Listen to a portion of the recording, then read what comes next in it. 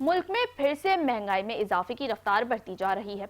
हालिया हफ्ते के दौरान हफ्तावार महंगाई में 0.73% इजाफा हुआ है, जबकि सालाना बुनियाद पर भी महंगाई 4.32% तक पहुंच गई है।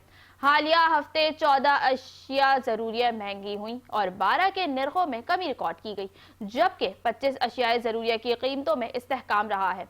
विफाकी इदारा शुमारियात की जानिब से महंगाई बारे हफ्तावार रिपोर्ट जारी कर दी है। इदारा शुमारियात की रिपोर्ट के मुताबिक टमाटर 28%, प्याज 10% और आलू 4.58% तक सस्ते हुए, जबकि नमक, दाल, चना, लहसुन, अंडे और आटा भी सस्ती होने वाली अशिया में शामिल है।